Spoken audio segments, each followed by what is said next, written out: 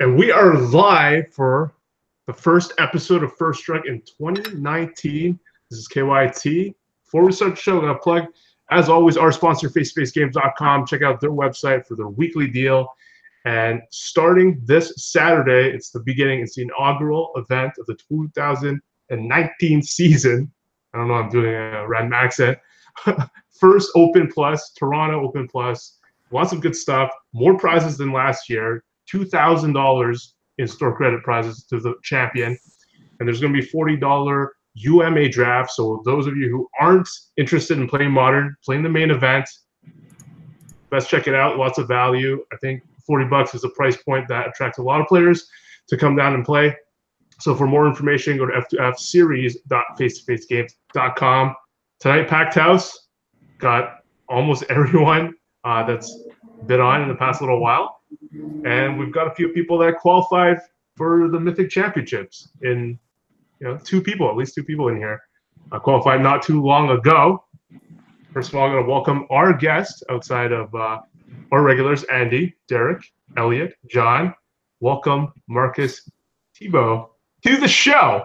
How's it going? And your post, I had not known that it's taken you so many years. I think you mentioned 14 years to finally get to the PT. But what a way to get in, and what a time to get in when there's more money on the line than ever before. Yeah, it sounds more depressing the more I think about it. It's taking me so long. But I mean, what's the term? A fine wine ages nicely. I don't know. It takes time. Magic's hard. Magic is hard. And what event did you take down to get yourself a seat at the Mythic Championship? I believe it's called the MCQ now. I don't actually know what it's called, but it's the old school PTQ on Magic Online. There's like 230 some odd people, which is actually pretty small for a modern PTQ. So I mean, that was nice. Still 9 rounds, and yeah, I took down that. So they just call it an MCQ, but it's just a regular style, big ass PTQ where winner qualifies and that's it. No one else wins anything, much of anything rather. No, actually, second place still got like a foil set on Moto of guilds, like 100 and some odd packs, and I think like 400 play points or whatever. So they still won like $400, $500. So it's not that bad. I mean, obviously it would suck, but I've been there enough to feel it. That's pretty awesome. Like, how do you qualify for this? Did anything change? Not really. It's just the same old, honestly. They as soon as I won, they sent me like an email being like, can you give us all your information, blah blah blah. I don't actually win a flight there. I win, what was it? I get qualified for I think it's like a challenge or whatever. Basically, if you just show up, you get $1,500, and then you play like a best of 3 or 4, and then the more you win, the more I think you win moto packs. So basically, you just get $1,500 for showing up. So that's basically your plane ticket. When we last had you on the show, you talked about how you were trying many different things in Modern. What did you play, and how did you end up settling on that deck? I've been playing Tron for a long time. I've played in, I think, 5 GPs in a row, just playing only Tron, and I came 11-4 in all of them, going X and 1 or better in every single one. I think the deck's always good. It's just the fact that you can always there's no other deck I feel that you can just come out of nowhere and just always win no matter what matchup it is. I've played against countless terrible matchups. I played against KCI in the Swiss, just destroyed it 2-0, like not even remotely close. I played against Storm in the semifinals, beat that 2-0. I played against all sorts of terrible matchups where like 90% of the, metagame is just matchups, right? You play terrible matchup. Oh, they drew their Stony Silence. Oh, they had their, whatever sideboard card, and the game is over. I played against countless like, Fulminator Mages, Blood Moons, Counterspells. My opponent in the quarterfinals he was playing a weird deck. It was Grixis Kiki Jiki combo. And he had like Field of Rune, Ceremonious Rejection, like all the sorts of cards, and I still won just because sometimes you just have like these busto draws and you just can't be beaten. Like turn 3 Karn, mine the Salt, win the game. Yeah, I've been playing Tron for a long time. I'm Tron guy. But if John keeps telling me he's never been able to find success with that deck, right, John? Yeah, I can never win with that deck. I think I know how to play it well, but I don't know. I think some people just aren't meant to play certain decks, and it might be the style. It might be, I don't know. Yeah, but clearly haven't. You were too far in the school of Grizzlebrand to come to the school of Karn. You know, it doesn't translate very well. John, have you been playing Modern since we last talked? No, I haven't really played Modern since GP Portland. I haven't had any reasons to, unfortunately. I'd love to make the face-to-face game event late January, I think, in Vancouver, but I'll be out of town, so I'll let someone else win it. I know. Hey, hopefully Marcus will take it down with some Tron goodness. Andy, you just bought the KCI deck. What are your thoughts on the format? People are calling for its head. Yeah, and those calls are ridiculous. They should leave it alone. But I do understand the hate. I understand the hate. It's like, it feels bad to, like, because when you lose, it just, like, takes a while, and you just sit there and watch your opponent, like, take game actions until you're dead. And that's an unpleasant experience. But not a lot of people play the deck, and it's still putting up strong results, so it sort of reminds me of Amulet Titan, like with the Summer Bloom. So that kind of frightens me, where like not a lot of people play it because it's complicated, but it just like does well with the few people who do play it. So I hope it doesn't get banned, but I knew going in that I was buying a deck that was could get banned in the year. I think it said that Matt Nass in live events has like an over 85 win percentage in GPs, which is kind of absurd, obviously. Yeah, it's ridiculous. I was really hoping he would win. Just for the like 3 in a row, I think it would have been. I was hoping he would win, so they would be more inclined to ban it. And I was not the only one. There was still 4 in the top 8. You know, that's plenty. I think the most played deck at the tournament was Bant Spirits. I want to say it was either Bant Spirits or is it Phoenix? 12% day 2. Phoenix is 10% day 2. I think the Bant Spirit matchup is still pretty bad, but the Phoenix one should be pretty good. Should be okay. They have to have like a super fast clock plus disruption, which they don't have a ton of. They have like some not discard spells. They have some abrades and like surgicals, and that's about it.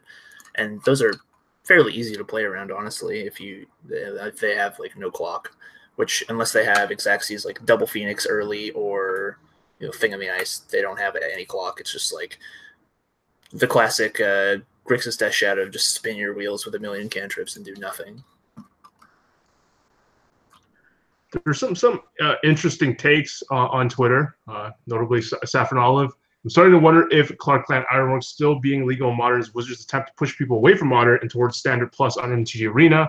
Modern has a lot of broken decks, but KCI is its own special kind of awful for viewers and players. And to that, Steady P, my man Steady P, Cedric Phillips, countered that with later on in the conversation. At no point did I say Ironworks is okay for the format. I've been actively calling for it to be banned since Pro Tour 25.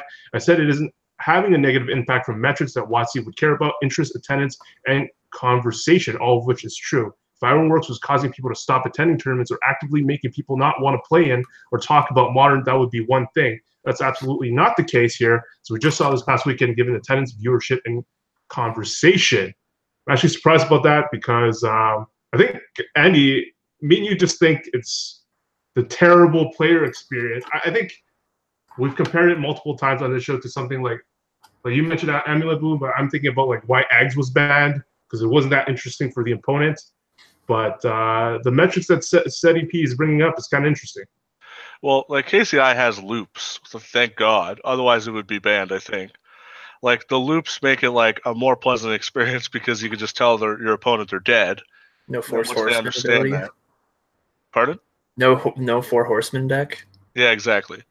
But I think what makes KCI so powerful is that just like any other like linear combo deck, what separates it from them is that it is the best at fighting through hate because all of its combo pieces cycle. So I think that's why it just does so well. It's just the best at beating hate. And Printing of Psy is pretty unreasonable as not only a anti-hate card, but it's also an engine card as well. And some decks, like if Grixis Death Shadow, for example, doesn't ever draw a Teamer Battle Rage, you can chump it for days and wait to draw your hate or E to blow up their shadows, etc. And it's just a good win condition period. So Psy is excellent, and I've been saying this for a while. I think if you really care about winning, and only winning, then you're making a mistake not learning KCI.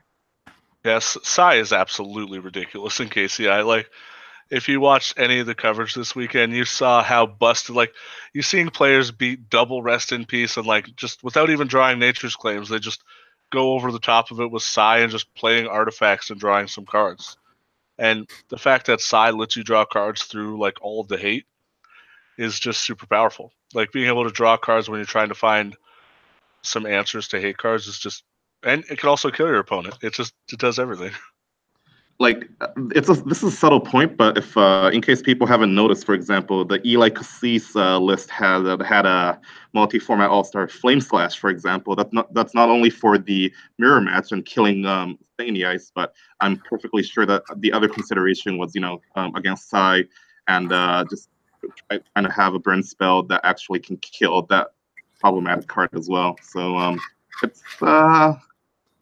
it could be. I mean, I wouldn't say it's warping because in a modern tournament, like no deck's gonna be like more than 10 or 15%, but you certainly are seeing like the effect it can have on like. Marcus, remind me why you'd still play Tron over KCI. So the main reason is I actually played KCI a bunch. Like, I tried it out. I proxied it and like goldfished it a ton. I tried to play it on Moto. I played it in a real life event, and just like I wasn't getting these like crazy busto draws that I was always playing against or seeing. It's just like I would kind of just like dirtle around and just never draw my KCI, or they would just have like any piece of interaction and I would just lose because I just don't have anything. I mean, obviously it's results oriented, but it's just like a lot of the times I just never found it to be as powerful as like everybody said it was. I believe it was was it Public Enemy? Don't believe the hype, but it's a good deck. Don't get me wrong; it's like real good. But I just wasn't getting the results that everybody else was getting, so I just didn't enjoy playing it. That was pretty much it. I mean, I think a lot of Magic is just like play what you enjoy playing. I found it throughout the years I've been playing, that has a lot of success to me. Like, all of my successes in Grand Prix and tournaments are decks I enjoy playing in the long run. And I know that you shouldn't get caught up on just like play your pet deck or play this deck, but a lot of the times it just helped me because I enjoy the matches and I enjoy playing it rather than being like, Burn's the best deck, I'll play that, and then just like, okay, Lava Spike you, bored, like my tournament's over in 5 minutes because I either O2'd or I'm out in the lobby trying to get food because I'm just bored out of my mind because my match is done in 5 seconds. Also, there's just like there's no gameplay. So it is interesting. KCI hasn't been as explosive for you, and somehow John can't win with Tron despite his multiple attempts. I mean, it's modern. Honestly, man, anything could win. I lost to Kiki Jiki Splinter, like Kiki Jiki combo in the Swiss. I was just like, sure, yeah, all right, yeah. Like, I don't see how that deck wins that against anything, but I mean, it's modern, man. You could play against anything. Like I played no Bant Spirits in the Swiss. I played no Phoenix in the Swiss. I played no Dredge. I played humans like 4 times, and it was just like, okay, I guess, like. But it's modern. You can play against anything. Like the top 8 was Storm, Kiki Jiki, like Double Tron. It's just like all the decks you weren't seeing in any other tournaments. But it was just like it's modern. Like there was a top 8 with Merfolk in it a while ago. It's just like, sure, why not? Like, you could play anything, honestly, at the end of the day, as long as your deck has like a streamlined idea and not just trying to just like dirtle around. Like I think Jeskai control is abysmal, but people still play it, right? And then I've never seen anybody do well with it except for on Star City games for some reason. But like, people still play that deck, or people still play, I don't know, Living End. Like, just like anybody can play anything, and I think that's the major appeal to modern, where you're just like, I like doing this thing. I'm going to do it forever because it's probably not going to get banned, and I could just have fun playing a tournament, and I could still probably win because it's modern. You have a sideboard. There's lots of hate cards where it doesn't matter which matchup you're playing against. You can always win for the most part, unless it's just like ad nauseum versus infect or something ridiculous like that. So I think that's a lot of appeal and why all these modern tournaments are so popular. And maybe that's like why all the pro players don't like modern, because it's too random, I guess. Okay, last thing before we move on from modern, Marcus, for anyone picking up your list, is there any like thing they should know about your sideboard sideboard choices rather, before they just bring it on to like the Open Plus or something this weekend? Sure.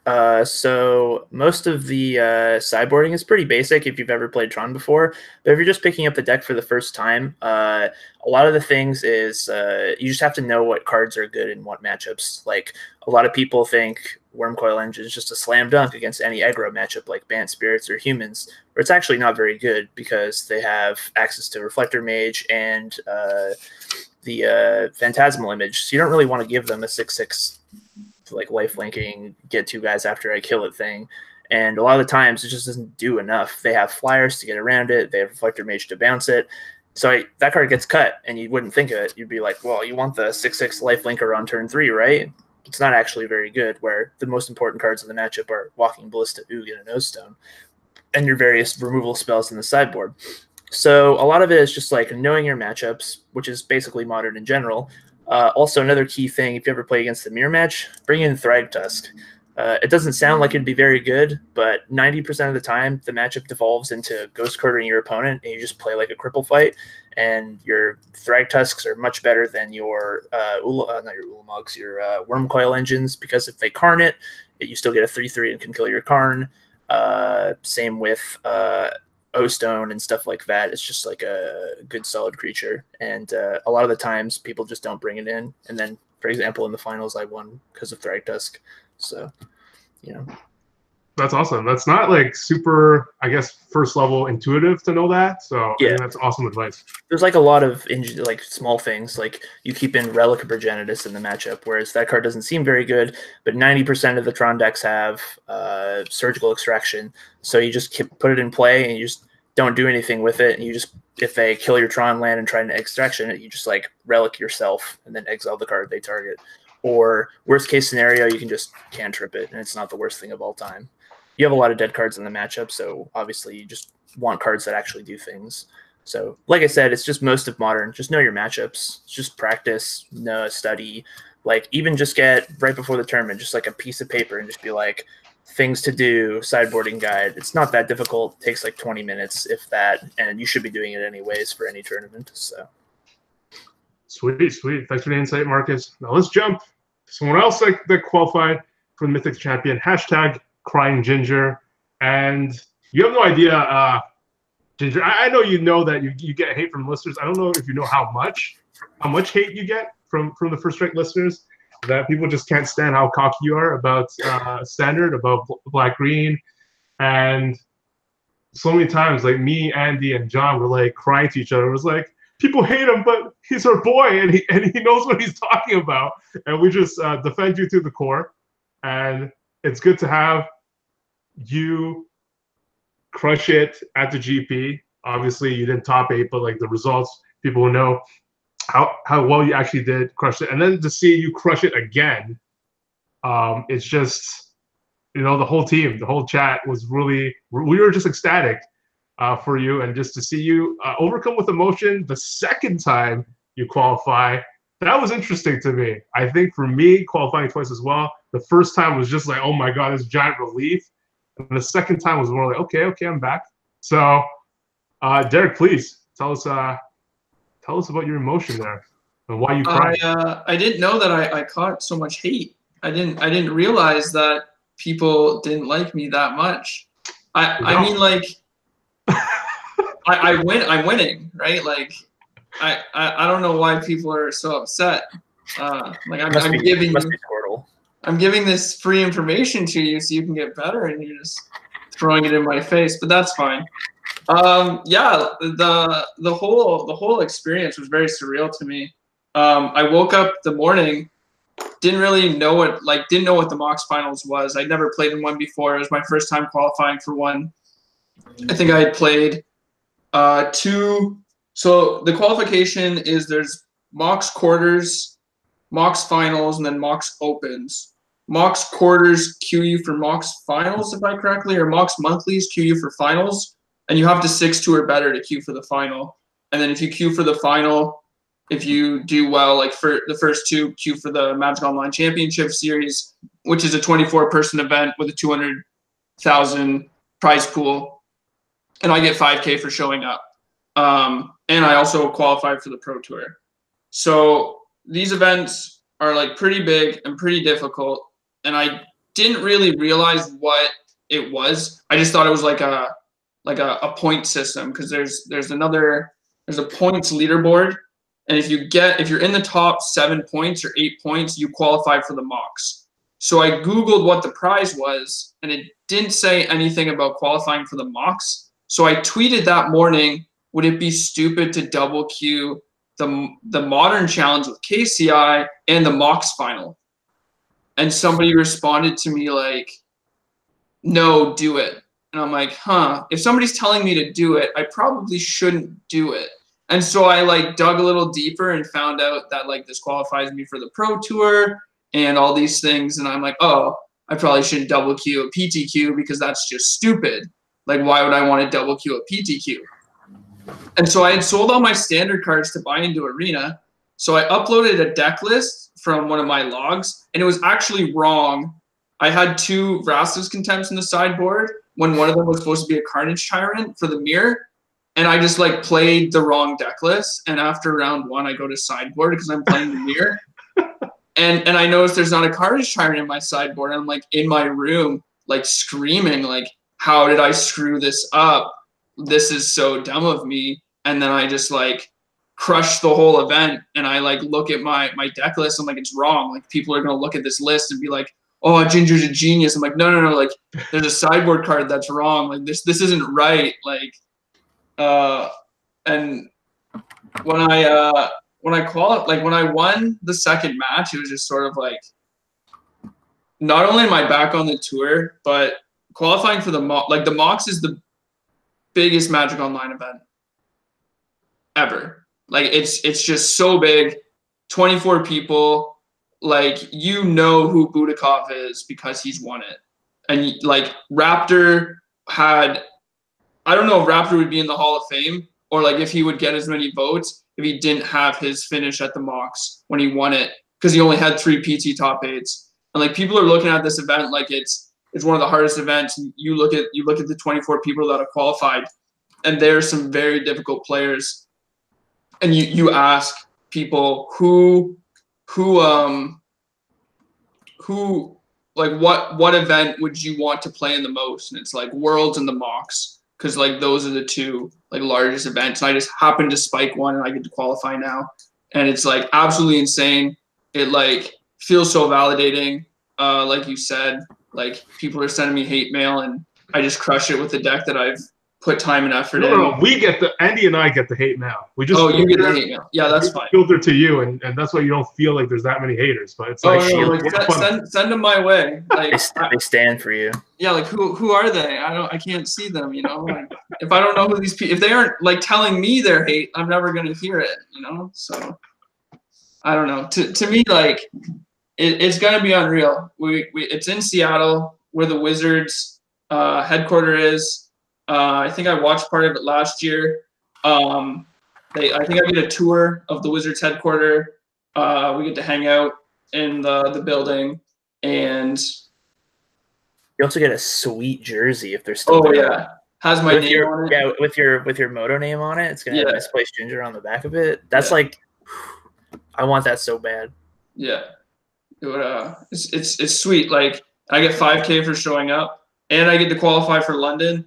It was great. The true question is, though, are we doing it live? Oh, we'll be doing it live, all right. We'll be out here. A lot of people think that they're out here, and a lot of people think they're doing it live. They're not doing it live, and they're not out here. Not even close. Is there more misplaced Ginger vlog actually coming up? Yes. If I have the recording of Milwaukee and Montreal, but it's not. I just haven't done it. I'm just lazy. But when we go to Seattle and London, well, I'll probably do GP Toronto too. I might just spin them all together. Hopefully KCI isn't banned. But yeah. So what have you been doing since your big win? Have you been grinding modern, standard, or you take a big celebration break? What's been on your mind? I took a little bit of a break.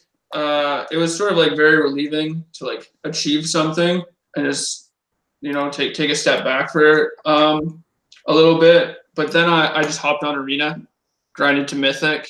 I got up to Mythic 4, like the 4th spot on Mythic, and then I went on a real big cooler today, and I'm like 190 something or whatever. It's pretty bad. And then I've been playing KCI on Moto. They haven't announced the MOCS format yet, so I have no idea what I should be playing or what I should be learning. I've been thinking about trying to learn Legacy a bit, watching a couple Legacy streams so I can try to qualify through the Legacy challenges and the Vintage challenges, which is like down the line. But for the most part, just learning Magic, trying to play as much Magic as possible, trying to keep in the zone, So should people play like your correct list of Black Green? Is that I mean, I don't really know what relevant events are left for Standard. If you're playing Best of One, I have a Best of One version on my Twitter, which like isn't that tuned because I don't really care. It's the RPQ. The RPQ? The RPQ coming up.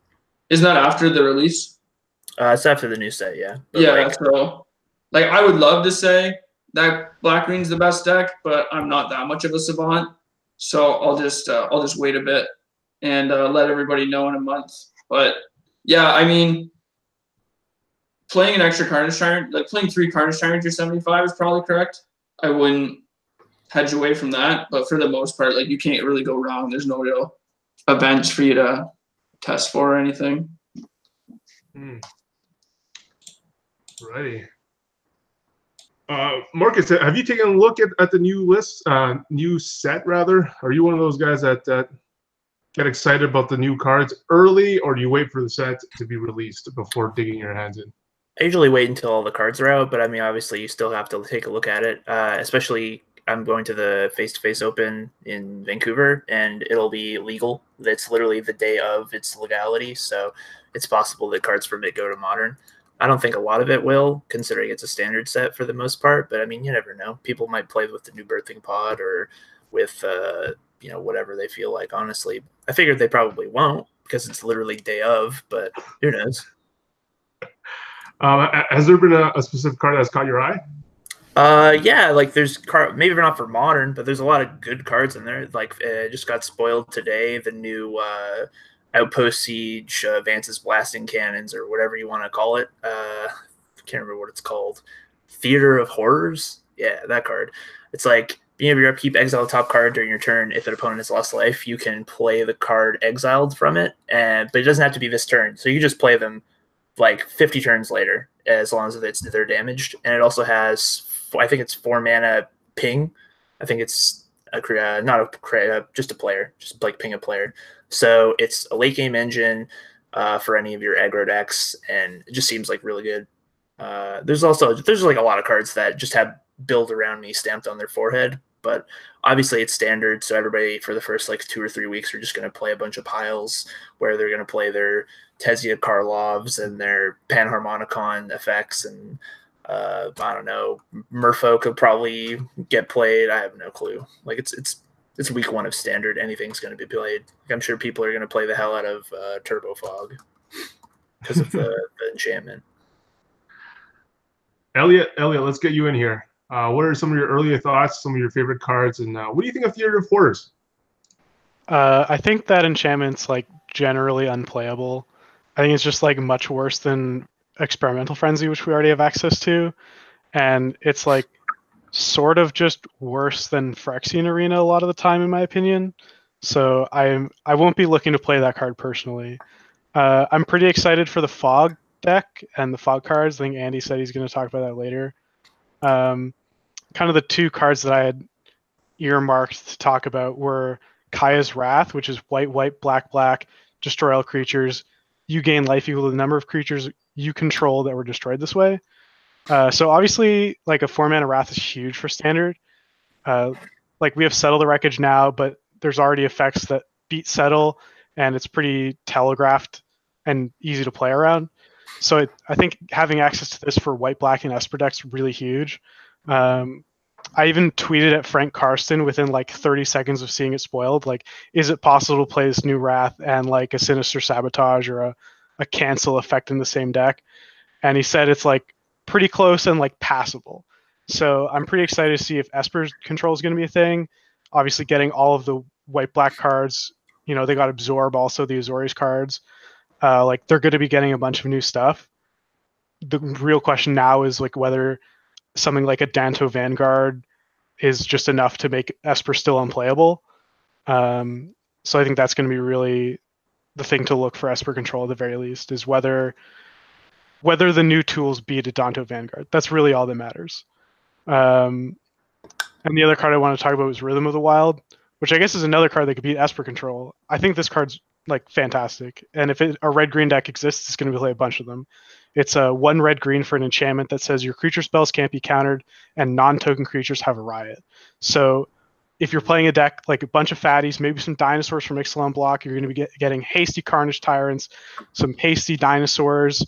You know, like there's a region Regisaur Alpha is so important for the dinosaur decks when they've kind of popped up in previous standards, and that's, you know, Carnage Tyrant's great, but a Carnage Tyrant haste is so much better. And so the fact that it like kind of naturally curves into these big heavy hitting dinosaurs, I think is really huge. So those are the two cards outside of the Fog cards that I'm really looking towards playing. And those, like, you know, Marcus was saying there are a couple cards that are screaming build around to him. I think these ones are screaming build these decks to me. And not too much, honestly. The set isn't too powerful in my opinion. I think it's a lot of just like additives to the net of like the decks that are right now. Like there's a couple cards that probably might spawn decks, like Judith the Scourge Diva, or you know, the Prime Speaker Vagana or whatever their name is. Like those cards might make new decks, but I think a lot of it is just like just jam it in your pre-existing deck. Like everybody's playing Emergency Powers, or everybody's playing, you know, the cards for Fog, or put Bedevil in your deck and you could play Jund or something, right? If you just make like your decks a bit better. That's usually what the secondary sets were back in the day, where they were just like smaller sets that just like added on to the core existing sets. But obviously it's, you know, different printings. Like there's a bunch of sweet cards. What is it? Pestilence Spirit? That card's sweet. Elliot, you had mentioned, and both of you have mentioned how the set doesn't seem that powerful, and I think I've been seeing tweets that the set overall isn't as exciting or worth as much financially. But then I saw some tweet this morning of one of the people I follow was really excited, and it's because they're a very devoted Orzhov player, and they're really excited to get all these new Orzhov tools.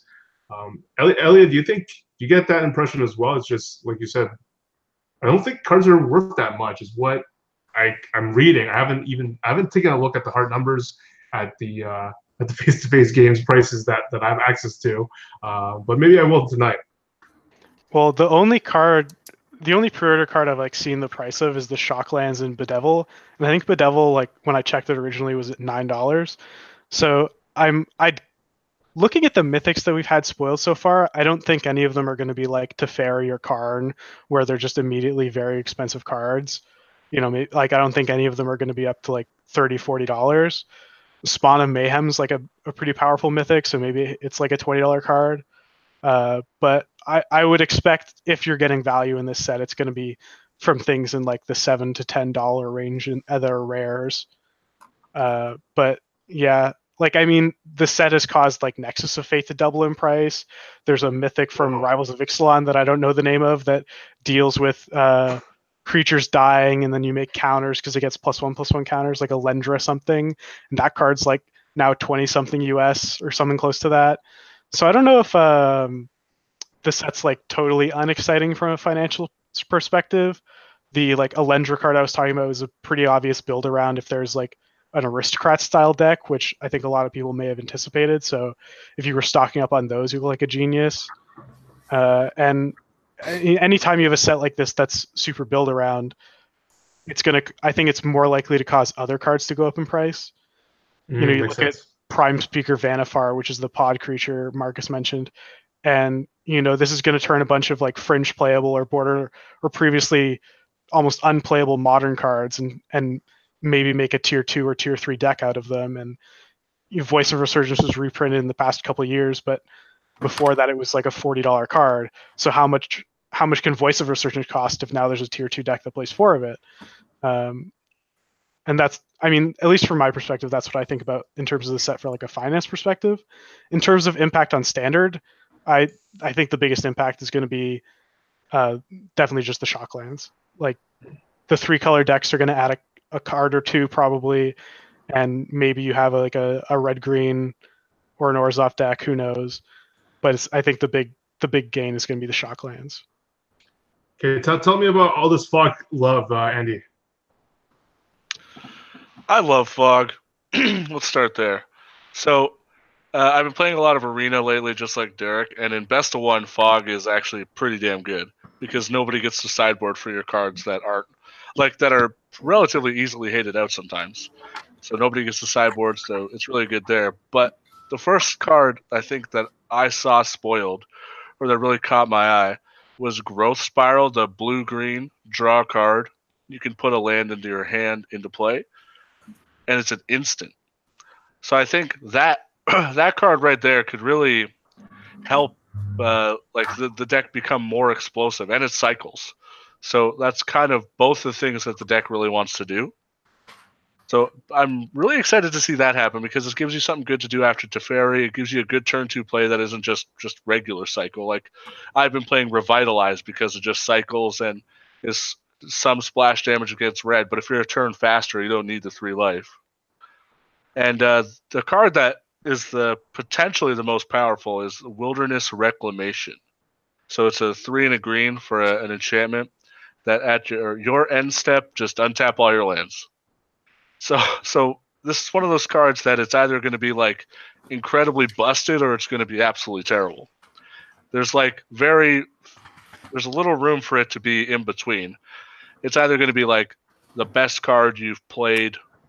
Like getting access to that much mana is it's like one of the few choking points for the Fog deck. So being able to have all that mana means maybe now you can play 4 Chemister's Insight, or you can play some more of the new Jace's Ingenuity, or maybe you could start playing even the new 7 mana draw. What's it called? Oh yeah, the Time Twister thing. So maybe you can play that. And I think what it does is and then I started thinking about it with like Search for Azcanta. Like that sounds absolutely busted. Like the end game of Teferi plus Search for Azcanta was already like unbeatable and like made you want to concede the game immediately. But just imagining with Teferi and it just doing it 3 times a turn and having access to 10 mana on turn 5, it's like 12 mana the next turn, and it just keeps getting worse and worse. It has me hopeful that the power level of the Fog deck can maybe overcome how easily it can be hated out now that the power level of a lot of its cards is going up. So that's where my hope is at. It's not fun to play against, but I don't care. KCI and Fog. Yeah, KCI. Yeah, you're going to be the enemy. Man, no, take away the Geist Bag nickname and come up with this new one. Derek, have you had a chance to look at some of the new cards and pick any favorites? Yeah, my 2 favorites that I picked were, what is it, Bedevil? Is that how you pronounce it? And the new Mystic Snake. Frilled Mystic. Yeah, I think that card's sweet. The wizard. I think if everybody's trying to play Turbo Fog, you playing a counter spell that attacks your opponent is going to be really nice. Simply because, like Andy said, there's going to be enough hate around, and the two best colors to beat an enchantment that also requires high synergy is blue and green, because you have enchant removal and counter spells. So you can sort of play this like tempo control game with a card like Frilled. I'll just call it Lizard Wizard. I don't even want to know the real name. You can just play a tempo game with that card and just like, oh, you're fogging, or oh, you have Teferi, just like play a 3/2, untap, attack you for 3, go, and then you sort of have this like, I don't know, it feels like you have better control over the game, where there aren't many cards in the format that are like that right now. Like with green-black, you sort of are just like, okay, well, play my Carnage Tyrant, hope you don't have a Wrath effect, or play my Teferi, hope you don't have an auto answer to it, or put all my white weenie creatures into play and hope you don't have a Wrath effect or something, right? So I like this card because it gives you a bit of range. Yeah. Have you seen anything that slots? I guess not. Any powerful cards that would slot straight into green-black, even to test out? It's like really hard to say. The biggest thing about this new set is the mana's a little fixed, so you could probably get away with playing a couple different spells. Like maybe you want to play a Mortify to get rid of those pesky enchantments, or two, because like you have Assassin's Trophy, but it sort of has like, you give your opponent a land, you know. So Mortify is interesting. Cry of the Carnarium is interesting, but I think maybe Golden Demise might still be better. It really depends on how much graveyard interaction matters. And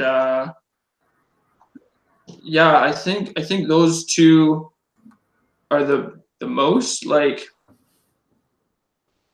everything else is just pretty mad. Like I think we've discussed this, the power level of this set seems pretty low right now.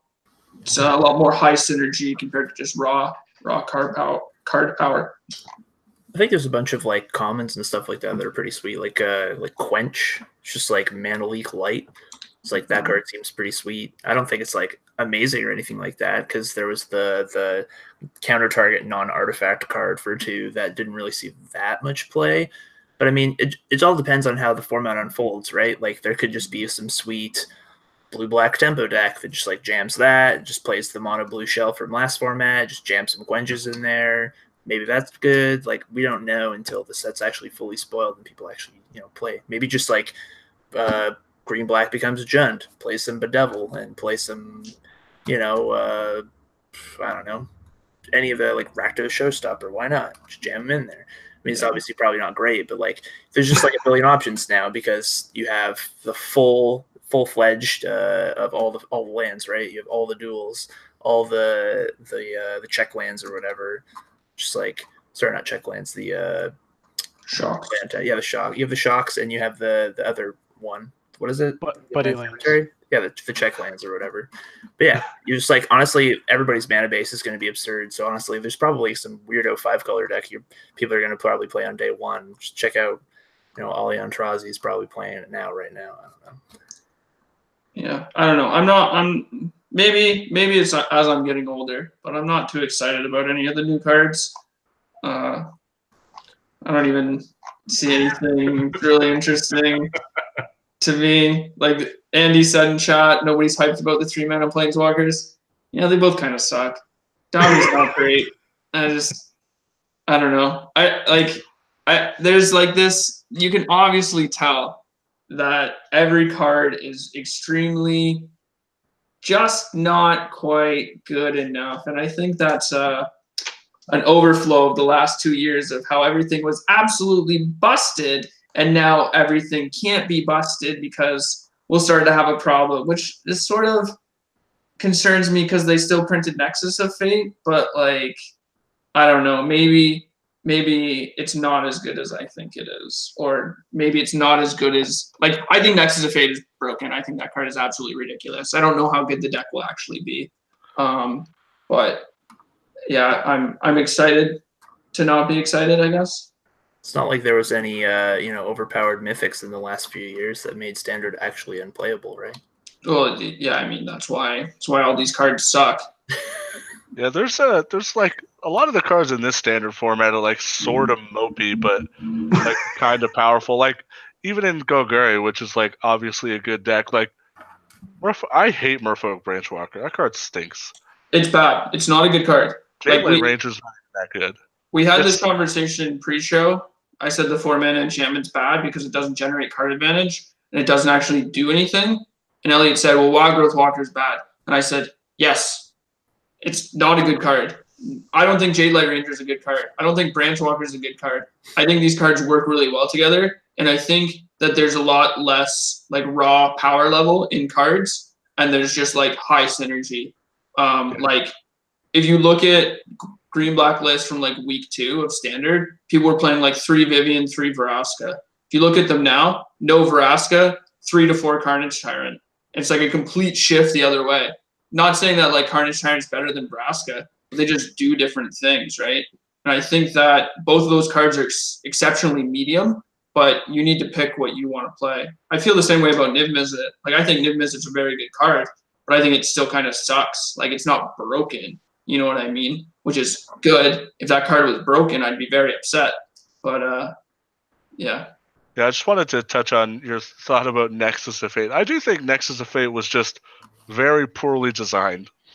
Like having an instant speed time walk, like one of the most important things that they did in the past was make these time walks exile themselves so nothing horrible could happen. It shuffles back into your library. And so when I first read it, I thought it said it goes on the bottom, which would be maybe okay. The fact that it just shuffles back in is just absolutely ridiculous. It doesn't even go to the graveyard. Like infinite turns. You can't even hate it. You can't get it.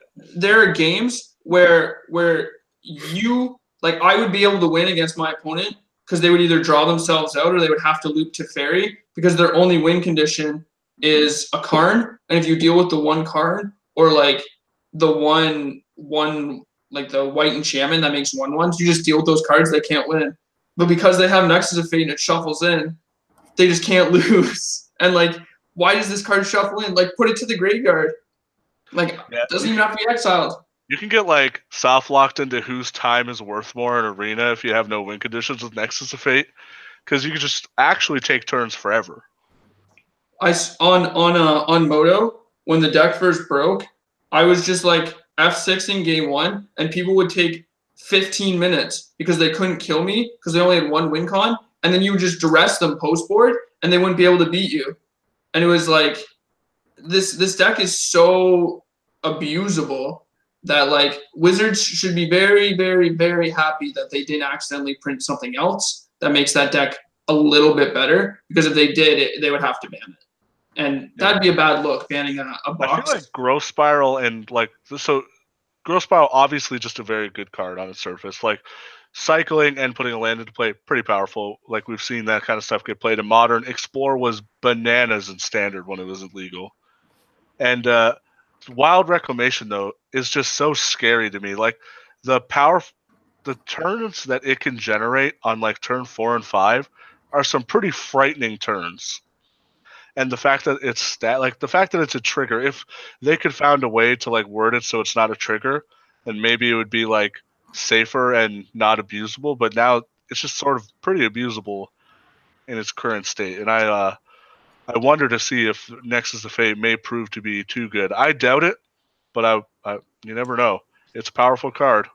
I just I think with Mortify specifically being printed, Assassin's Trophy in the format, and Duress still around, I don't think this card can really, like, it might get to a point where it looks overpowered, but I don't think it'll reach that threshold of like bannable or like oppressive simply because we have good answers to it and the nature of the card. Like it's a 4-mana enchantment that requires other investment that you can't be dead on turn 4, or you have to have it on turn 4 to win the game. You know what I mean? To me, sorry. It is pretty sick that you could just tap out for it on turn 4 and then untap your lands. Like the fact that the investment is like so little sometimes if they don't have an instant speed answer is crazy. Like At least you get the 4 mana out of it, right? You're not just wildly like hurt on tempo like sometimes you get with the Gift of Paradise against Green Black. Like if they like Vraska or not Vraska, Vivian, the enchantment, you can get put back pretty far in tempo.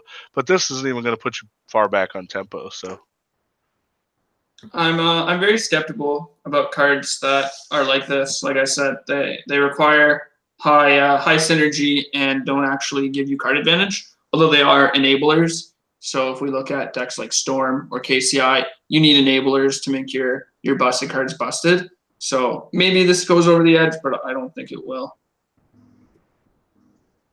Let's wrap up this section, John, before we reveal our exclusive preview card.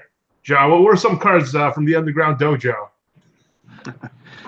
Well, I'm going to take a more eternal approach here, and one card I think everyone thinks will fit into several top tier deck is the Deputy of Detention. Basically, the detention sphere on a stick, 1/3 for generic blue-white, I think.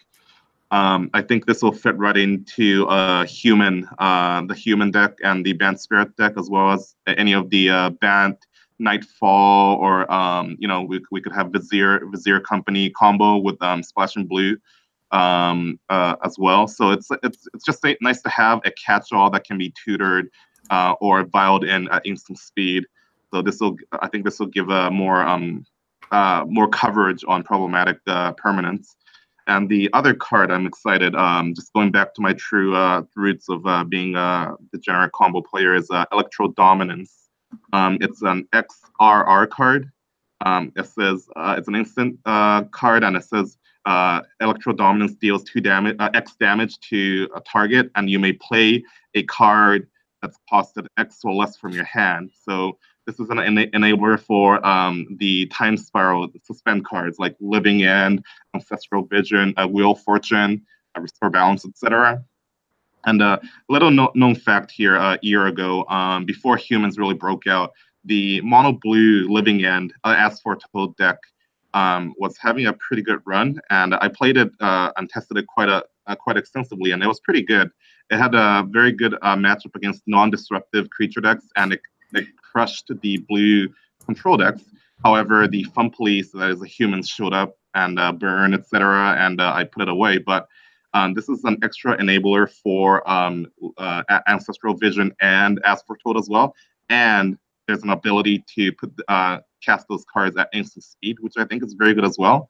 So I think besides that application, I also think there might be a potential with taking turns shell that's blue-red with As Foretold, Wheel of Fortune, Living End as a board wipe, and Ancestral Vision as well. So anytime you can cheat on mana like this, I think there's potential for abuse, and I think this card's good. I'm gonna spend some time after my trip testing and tinkering with this. Wow. I'm very intrigued at you talking about this, John. I see a list on the Facebook chat. It was actually a Ryzen deck, and just like humans, just put a real damper to it. But yeah, cheating on mana is good. Casting those Time Spiral suspend cards are very good. So I think it can work. Whoa.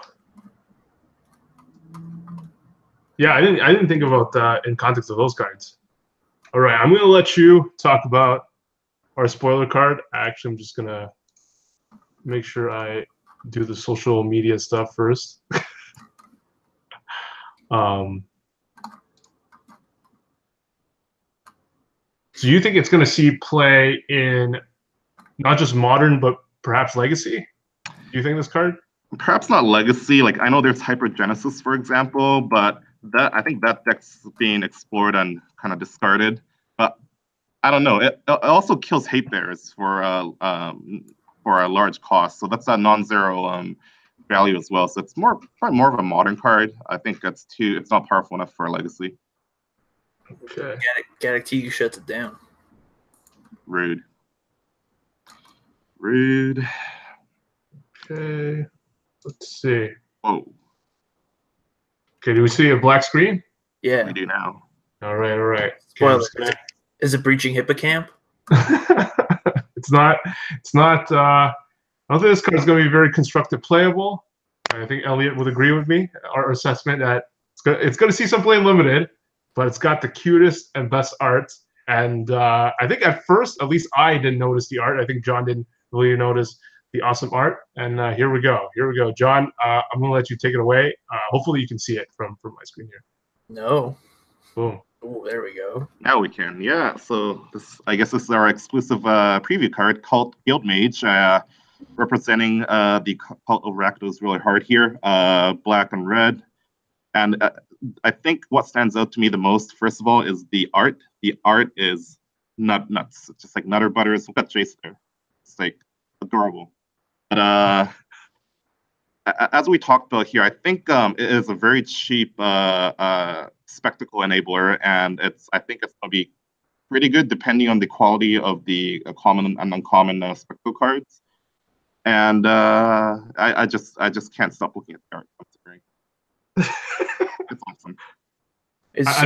Rakdos is keyed up with the Gathering of the Juggalos for the next performance. Yes. Elliot, what do you think about this card? Yeah, I think it's definitely not a standard card, but a bunch of the cards that we've seen spoiled for Rakdos so far have kind of been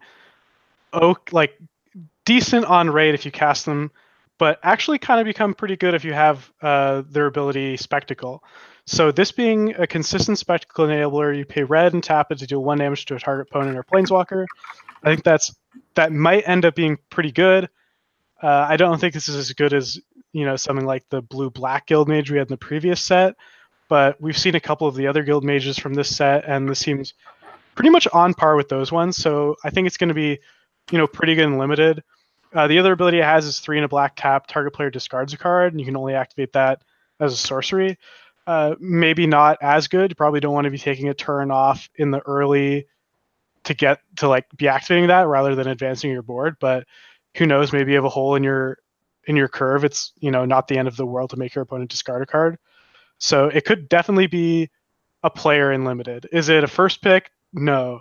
Is it an enabler you want in some or most of your Rakdos decks?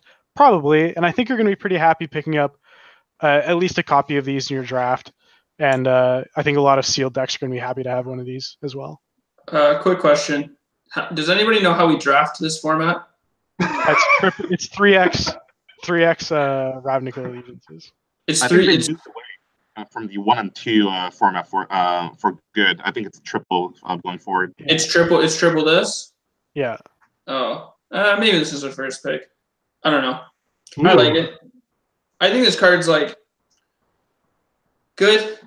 It puts you in a color, an archetype early, and if black red's the best archetype, this might be one of those cards that really forces it. I think it sort of reminds me of the Boros Guildmage, which actively wasn't that good, but was a pretty big signal I found.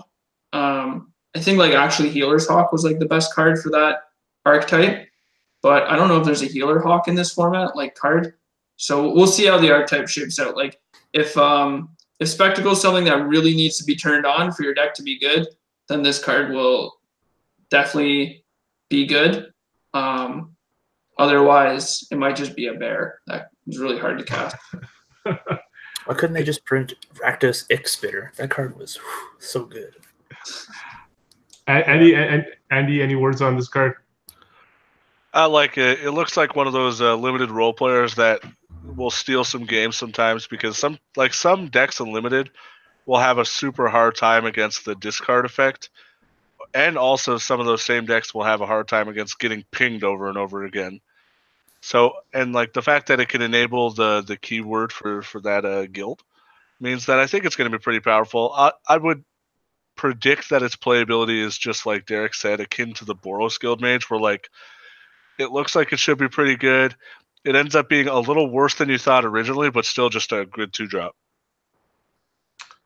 Yeah, I always love 2-drops with relevant abilities late in the game where you hopefully draw this and you need that little bit of reach to get there, and he's going to do the job for you. Okay, so I'm going to be posting this on our Twitter for people who want a higher quality version of this card image. I know people are already going to be, a lot of our viewers always just screenshot it and post it on Salvation, post it on Reddit already. But at least mention the show. Okay, let me stop this crazy. Gone are the days or Azorius Guildmage.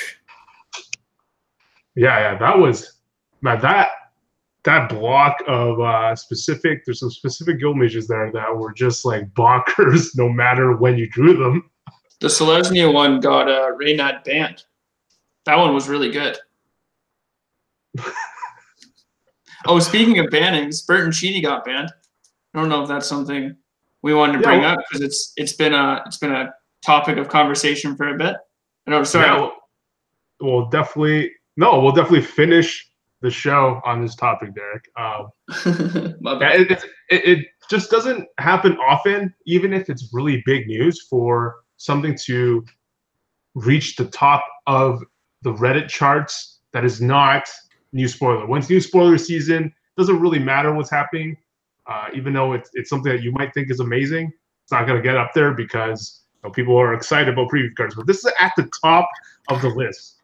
Alex Bertoncini, banned for life, 3.3K upvotes, and most people are saying about goddamn time and other types of comments. When this was posted, I think our initial reaction on our Facebook chat was like, okay, is this because of they finally changed their mind? Is this something recent that happened? And like people have been telling us, like some people who have been going to different Western GPs have stated that they've seen Alex participate in all like the major events in that area. And now recently we're speculating, there's reports that he used an Ancient Stirrings to get a card that you can't get with Ancient Stirrings. Hardened Scales. He got Hardened Scales with it. And there was some other thing that there was a bribery report as well. Elliot, is that correct? Yeah, I saw a post saying that he offered like a, I'll concede in exchange for 90% of the tickets you win or something in the last round of a double up or something like that, maybe a PTQ. And I also heard another story where apparently he looked at his deck while riffle shuffling it, and like according to the person, could very clearly was looking down to see the cards. And apparently that led to a pretty lengthy investigation. I'm not sure what that led to, but I don't think he was DQ'd. And the Ancient String story I also heard as well was like more of a local tournament thing, not even at a GP, and he ended up getting disqualified after a pretty lengthy investigation. The story I read was that he cast an Ancient Stirrings and put a Hardened Scales in his hand, which if you're not familiar with the deck, I mean the deck's called Hardened Scales, so it's just, if you could do that, it would be insane. And then someone kind of noted, the person who's playing us noticed and said, hey, you can't do that. And he said, oh yeah, you're right, and undid it. And then after the match, they approached the judge and said, I think that wasn't a mistake. And that led to an investigation where the judge ended up ruling that, it was pretty obviously Alex cheating, and that resulted in a DQ. So this is definitely something people have been wanting. It's definitely something that it's been a long time coming, and I'm happy it happened. I love to see cheaters get banned. I hadn't followed Alex that closely. I didn't know that he actually gave like a presentation at a judge conference recently. Yeah, there was a judge conference at Grand Prix Vancouver, and he gave a presentation on how to catch cheaters, much to the chagrin of the community once it came out, because people started realizing like, hey, if we have like a known cheater teaching people how to catch cheaters while he's active, he could just kind of skew everyone towards, these are the things to look out for, while doing the total opposite and still cheating. So I think that was a bit of an oversight by whoever booked him for that. Thankfully, I don't think he got paid to do it. So, maybe it was out of the kindness of his own heart, but bad luck either way on the organizer of that event, and especially in hindsight. Man, the story. Thinking back, the story is kind of crazy. That he was scared. It seemed like he was scared to be lifetime banned, so he came up with this blog, like this new me thing, defending himself, and subsequently now he's lifetime banned. Andy, I know you're super happy. You've got to be stoked about this. Yeah, new year, new me. See you later, Alex. But obviously, it's the same thing. Like he never stopped, which sucks because like I felt more positive than most people did after like reading his whatever you want to call it, his thing he posted. I was like, oh, this is interesting. Like I don't believe him, but I'm glad he posted it.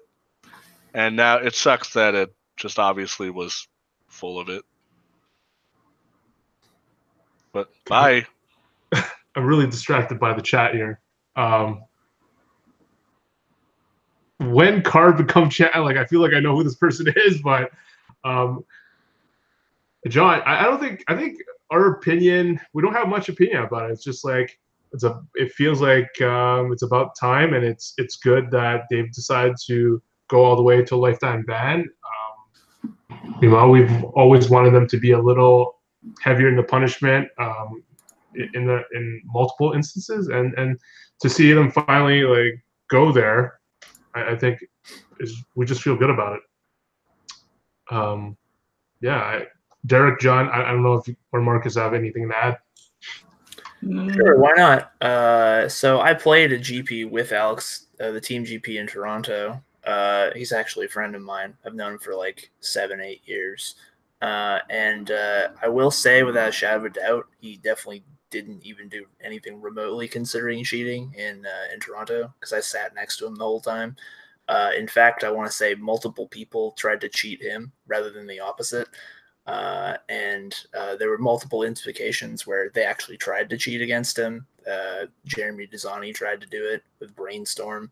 There was like multiple other things about it. But I mean, it is what it is. He's banned for life, and there's not really much point of talking about it or really kicking him while he's down. So agreed. Okay, so what's next for you, Marcus? What's the next tournament? So that would be, well, it was the RPTQ, but I can't play in that anymore. So it'll probably be the face-to-face open. Yeah, dab on the haters. It'll probably be the face-to-face open, I think it's what's today? Today's the 7th. So it's like a couple weeks at the end of the month, and then after that it'll be Grand Prix Toronto.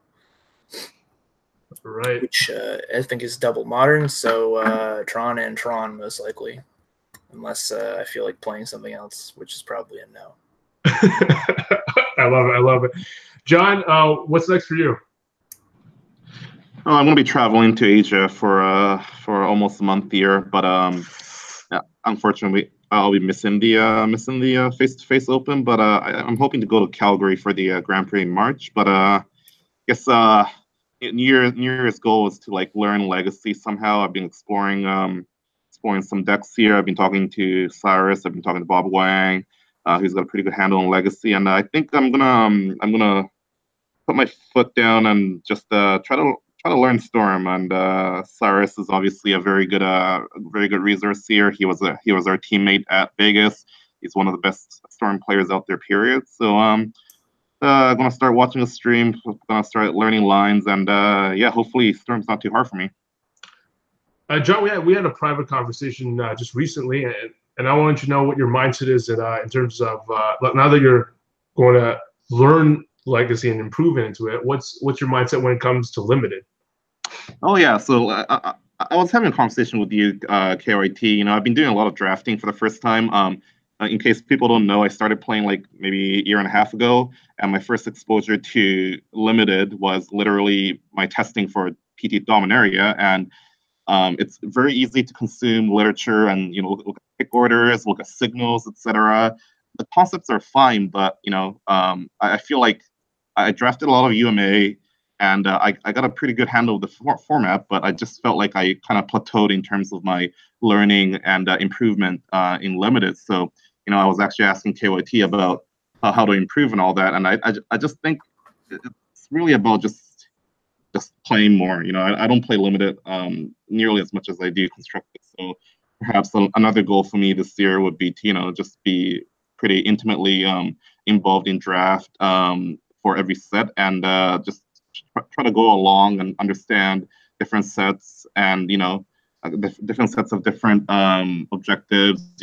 Whether it's just picking your right guild in guilds or picking the right archetype in UMA, etc. Every set's gonna be different. So I just feel like it's probably trial by fire, and hopefully next time I fight for the PT, I'll be more ready for it.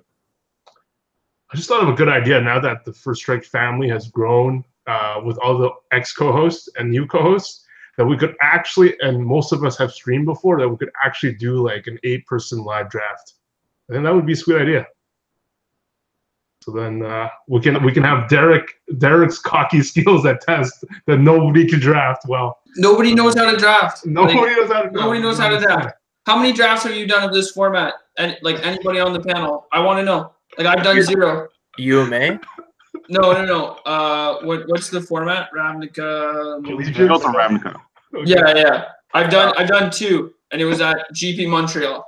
I drafted twice, and they were both at GP Montreal. Yeah, right. I played the pre-release. Yeah. Nobody plays limited because like limited to spew. Everybody's bad at Magic. Everybody on this show has like qualified for the PT or better with constructed, and like we'd consider ourselves good players. Everybody's bad at limited. I mean, I think I played probably like 30 or 40 UMA drafts. Not a real format. Not a real format. You guys only played it because it was GP Vancouver. I enjoyed it. I thought it was like one of the funnest drafts. Having fun with Magic is so 2018. It's 2019 now. That's why we're misplaced ginger. Hey, maybe that's true. That's a yeet. Like, have all of us just qualified via constructed? Actually, my first was limited. Yeah, my first was also limited. Well, there goes that theory. Definitely, John, for that one, I actually drafted a ton on Moto to know the format, and we got lucky to open, at least one copy. I had one single copy of Triplicate Spirits, but that card was just nutter butters in that format. What's next for you, Derek? Probably GP Toronto. I wasn't qualified for the RPTQ, but I also can't play it. And then whatever GP is local between Toronto and April when I play the MOCS and PT London. Ooh, I love that. I love the sound. Nothing.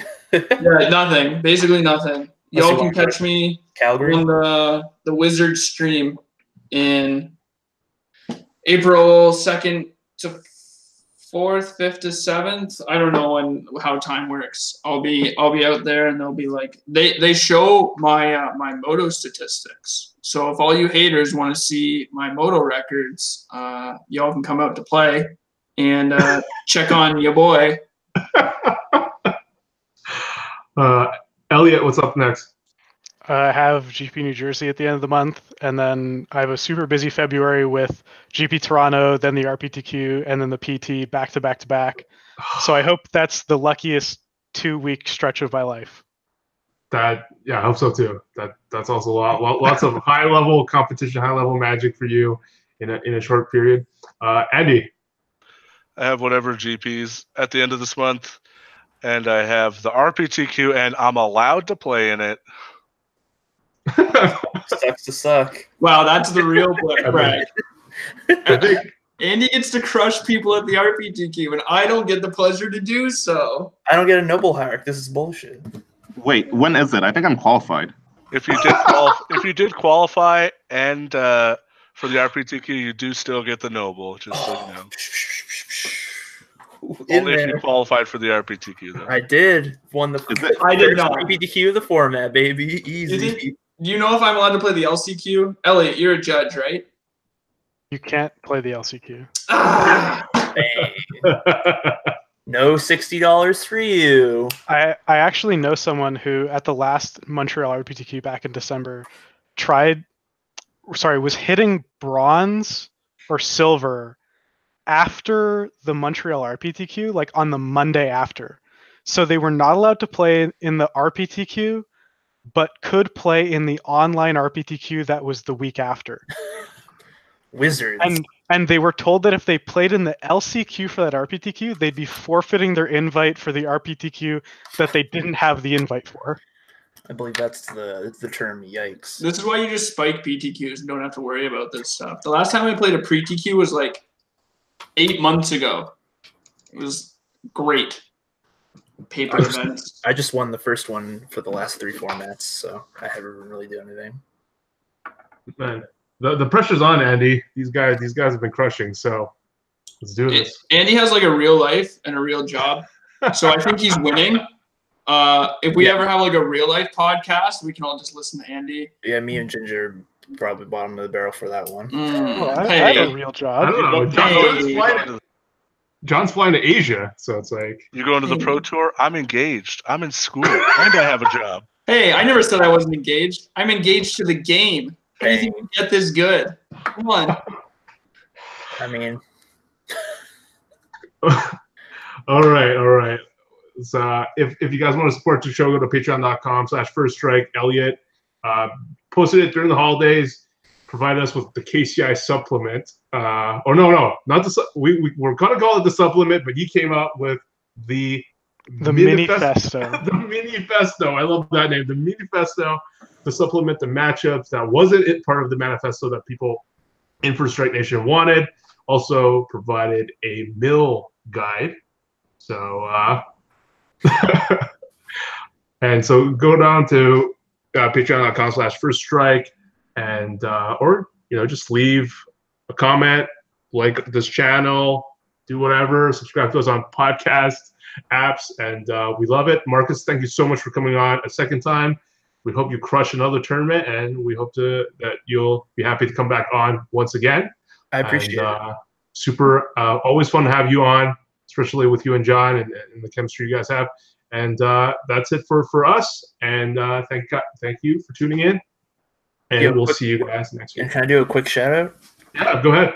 Fucking Team Face to Face crushed it this weekend. Fucking Ely Cassis wins the GP. Edgar top 4 is the SCG. Everybody was crushing it. Also, shoutouts to Omar Belden, second place of the SCG as well. I got comments that from different First Strike fans that they're like, man, they're butchering Edgar's last name in at least four different ways on the stream, and I don't know how they could do that, but I'm gonna have to check the archives for that. What is it? Mega. There's just so many consonants and vowels, man. Yeah, there's definitely too many combos. Okay, with that, we will see all of you next week. Ciao, guys.